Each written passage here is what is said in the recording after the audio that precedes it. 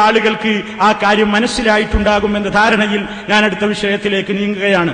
പിന്നെ അയാൾ എനിക്ക് ലൂസാന്നാ പറഞ്ഞു. എനിക്ക് ലൂസിന്റെ ലക്ഷണം എന്താ? സലഫിക്ക് ലൂസാണ്. എന്താ കാരണം? രണ്ട് രൂപത്തില്, അവിടെ ഒരു വേഷം, ഇവിടെ ഒരു വേഷം, അവിടെ ഒരു കോലത്തില്, ഇവിടെ ഒരു കോലത്തില്, അത് ലൂസല്ലേ? ഇവര് ചോദിക്കാണ്. അവിടെ ഒരു കോലം, എവിടെ? UAE ഒരു കോലം, ഇവിടെ വരുമ്പോ ഒരു കോലം, അങ്ങനെ പലയിടത്തൊന്നും കോലം മാറുക, വേഷം മാറുക എന്നുള്ളത് ലൂസിന്റെ ലക്ഷണല്ലേ? അതുകൊണ്ട് മൂപ്പര് ദുബായിലെത്തിയപ്പോഴുള്ള വേഷവും ഇവിടുന്നുള്ള വേഷവും രണ്ടും തമ്മിൽ മൂപ്പര് വേഷം മാറിയതിനെ പറ്റി എനിക്കത് ഭ്രാന്തിന്റെ ലക്ഷണമായിട്ട് ബഹുമാനപ്പെട്ടുപോയ പേരോട് കാണിച്ച ഭാഗം ഒന്ന് നിങ്ങളുടെ ശ്രദ്ധയിൽ പെടുത്തുന്നു.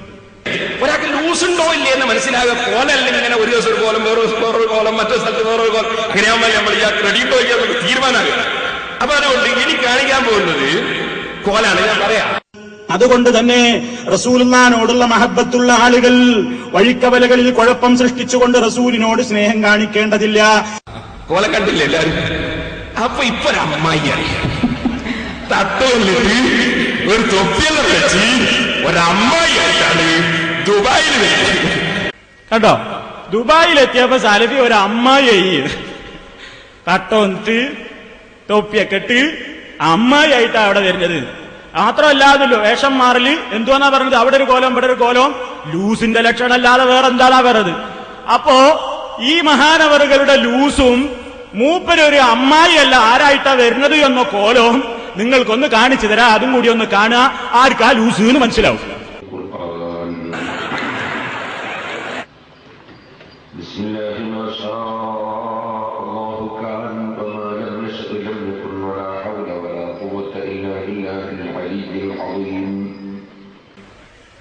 കണ്ടില്ലേ? ഇത് അമ്മായിയല്ല, അച്ചുമാമാരുടെ ഭാഷയിലെ അമ്മൂമ്മ. ഇത് അമ്മായിയല്ല, അമ്മൂമ്മയായിട്ടാ മൂപ്പര് വന്നത്. കണ്ടോ? നാണുണ്ടോ, ഉളുപ്പുണ്ടോ ഇങ്ങനത്തെ കാര്യമൊക്കെ പറയാൻ? അല്ലെ? ഒരാൾ അവിടെ ഒരു വേഷം, ഇവിടെ ഒരു വേഷം സ്വീകരിക്കുക എന്നുള്ളത് ലൂസിന്റെ ലക്ഷണ? അങ്ങനെ ആരെങ്കിലും മനസ്സിലാക്കോ? സുഹൃത്തുക്കളെ, ഓരോ സ്ഥലത്ത് പോകുമ്പോ ഓരോരുത്തരും ഓരോ വേഷം ഇഷ്ടമുള്ളത് ധരിക്കൂലേ? ഞാൻ തുണി ഉടുക്കാറുണ്ട്, പാന്റ് ഉടുക്കാറുണ്ട്. അറബ് നാട്ടിൽ പോയാല് കന്തൂറാന്ന് പറയാ നീളുള്ള ഡ്രസ്സ്, ആ ഡ്രസ്സ് ഇടാറുണ്ട്. തലയിൽ തൊപ്പി ഇടാറുണ്ട്, ഇടാതിരിക്കാറുണ്ട്, തല തുറന്നിടാറുണ്ട്, അങ്ങനെ പലതും ചെയ്യാറുണ്ട്.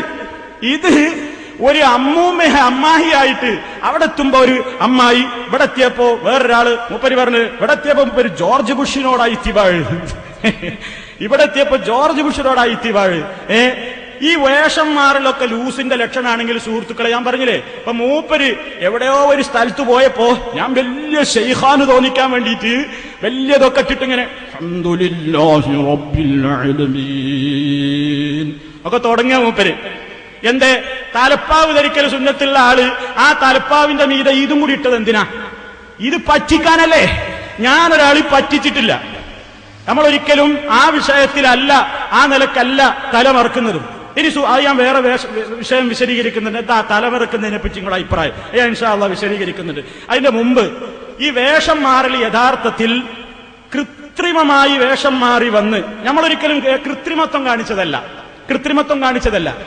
ഈ പേരോട് ഗൾഫിൽ വരുമ്പോ ഇവിടെ എടുക്കണ തുണി നീളം കുപ്പായാടല്, ഇയാൾ ഇവിടെ പ്രസംഗിക്കുമ്പോട്ട തുണി കുപ്പായുണ്ടല്ലോ, ഇതാണോ ഇയാൾ ഗൾഫിൽ വന്നിറങ്ങി? ഞാൻ കണ്ടിട്ടില്ലേ വലുതവണ എയർപോർട്ടിൽ ഇങ്ങനെ കാറും കാത്തു നിൽക്കുക നീളം കുപ്പായ ഇട്ടിട്ട്.